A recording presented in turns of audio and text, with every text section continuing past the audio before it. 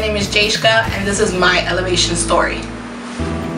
My life before Elevation was crazy. Growing up, I grew up with a very strict father. We went to church, a Pentecostal church to be exact, services twice on Sundays, Tuesday, Thursday, you name it, we were there. My father was very abusive, physically and verbally, I think mostly towards me growing up. He had a really bad temper. And at the age of 13, we stopped going to church. And it was at that age where I started getting into trouble. I started getting into trouble again in middle school, age 13, to the point where we had to move from where we were at to another county in the state of Florida because my mom kind of feared for my life a bit. From there, at the age of 15, I moved to Kissimmee, and at that age, I joined the local gang. As soon as I entered high school, I got kicked out within the first month, went to an alternative school, got kicked out from there again. And I was lucky enough that another school accepted me, and I was able to finish early and graduate with my high school diploma. So from 15 to I would say maybe 18 years old, my life was really, really hectic. Again, I was involved with a gang, always fighting, literally like 24/7. I was involved in drugs, drinking. I used to cut myself. I had a really, really bad relationship with my mom. I even had a miscarriage at like the age of 16. And it wasn't until maybe around the age of 19 that things kind of took a turn for my life. So I started working at Lakeside Behavioral Health in the year 2010. And that's when I was first pregnant with my oldest daughter, Jayla. And it was at that job where I met Jessica, and she would constantly invite me to church. And the reason why she invited me, I think it was because I told her that I used to go to church back in the day, and I would literally sing like the oldest old school coritos there ever was, to the point where she'd be like, oh my God, you know this song? And I'd be like, oh, do you know this one? To where I would like act out mimes at work, and people thought I was crazy. But I think she knew that deep down inside, I had a desire for God. Like, I miss God. And she constantly, Monday through Friday, Saturdays and Sundays, she would literally invite me to her church where her brother was the pastor. And she's like, it's really cool. We're really down to earth. We're not strict. It's not a church that you've ever been to. And I used to dodge her like all the time. Oh yeah, I'll go another time. Or I couldn't go.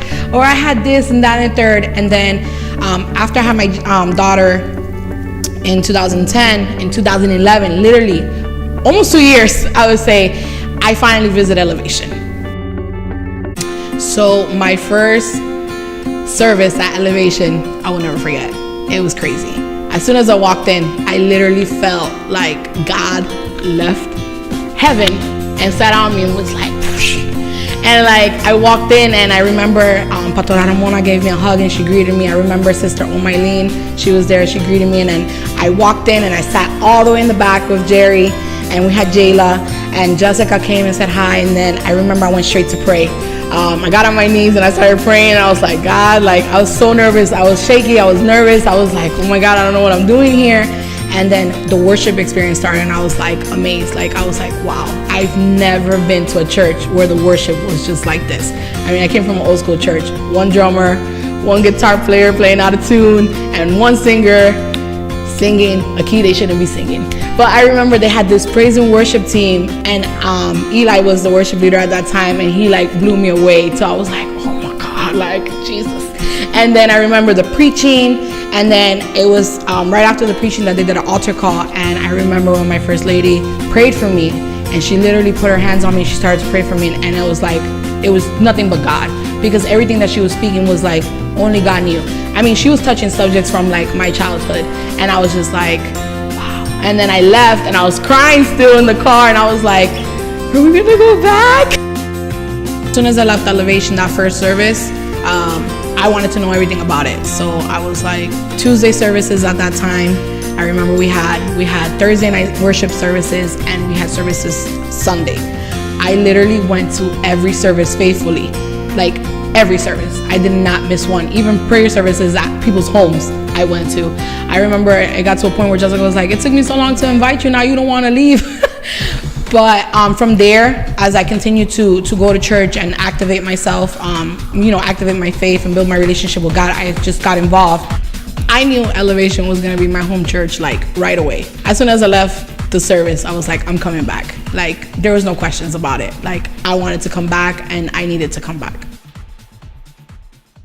One of the most meaningful experiences for me at Elevation really didn't even have anything to do with me.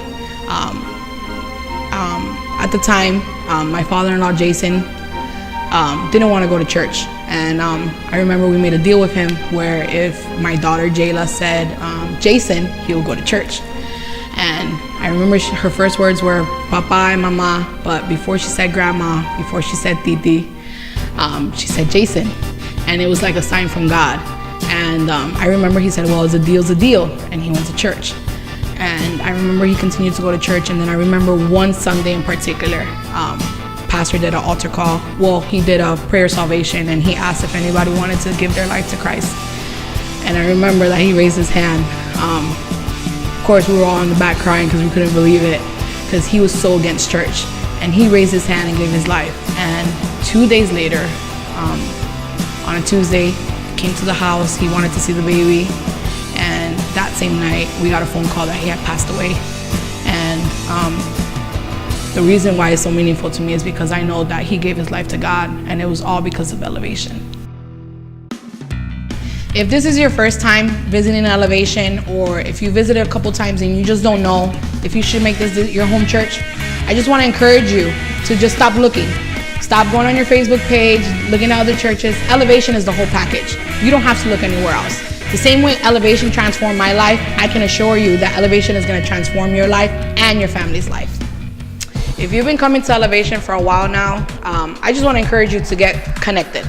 There are so many different ways for you to serve at our church that it's ridiculous. From behind the scenes, media production, to nursery, to praise and worship, to being a musician, to even being a greeter. Check it out. But no, seriously, there's so many different areas that you can get connected, and it's when you get connected that you truly get connected to God in a different level as well, because Jesus is our prime example. He was here to serve. So I just want to encourage you, if you're feeling down and out, you don't know what to do, you feel like you go to church Sunday after Sunday, but something's missing, it's probably because you're not serving. The same way Elevation transformed my life, I know it can transform your life. This is my Elevation story.